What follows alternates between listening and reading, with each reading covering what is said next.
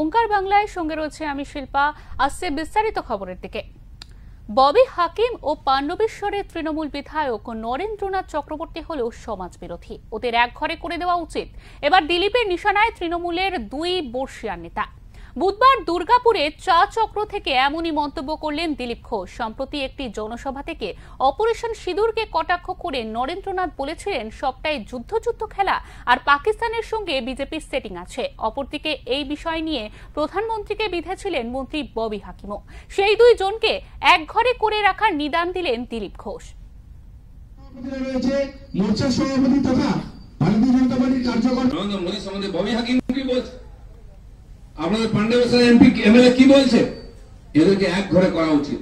এরা সমাজ বিরোধী, এরা দেশ বিরোধী। ওরা ভাবছে একবার ভোটে জিতে গেছে তো রাজা হয়ে গেছে, যা ইচ্ছা বলবে। ভারতের জনতা এত বোকা নয়। দেখুন কংগ্রেসকে কি করেছে, লাইনের বাইরে বসিয়ে দিয়েছে একশো প্লেয়ার করে। রাহুল গান্ধী ইন্টারভিউ কেউ নিতে যায় না, কংগ্রেস আছে কিনা লোকে বুঝতে পারছে না। এছাড়াও চা চক্র থেকে অনুব্রত মণ্ডলকে আক্রমণ করে দিলীপ। তিনি বলেন, কেষ্টর টাকা তুলে নিজেও যেমন রাখে তেমনই দলকে দেয়, তাই ওকে দল থেকে বার করতে পারবে না। এর মতো নেতাদের সংখ্যায় তৃণমূলে বাড়ছে। এবং আজ যারা এই দেশের বিরোধিতা করছে, নরেন্দ্র মোদীর বিরোধিতা করছে, সেনাকে অপমান করেছে, মহিলাদের অপমান করেছে, এদেরকে জবাব দিতে হবে। এই ধরনের পার্টি সরকার চলতে পারে না পশ্চিমবঙ্গে, ভারতবর্ষে চলতে পারে না। তাই 26 আসছে, এসব জবাব দেওয়ার উত্তর দেওয়ার সময়। গতবারে আমরা লড়াই করেছি, আর এই লড়াই এমনি হয়নি।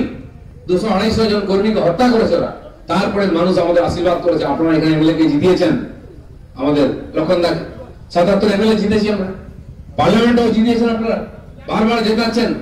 সেন পরিবর্তন চাই। এবারে লড়াই হবে 26-এ এই সরকারকে উপরে ফেলে দেওয়া, এই সমাজ বিরোধীদের, এই দুর্বৃত্তদের, ভ্রষ্টাচারীদের উপরে ফেলে দেওয়া, বাংলাকে কলঙ্ক মুক্ত করা, হিংসা মুক্ত করা।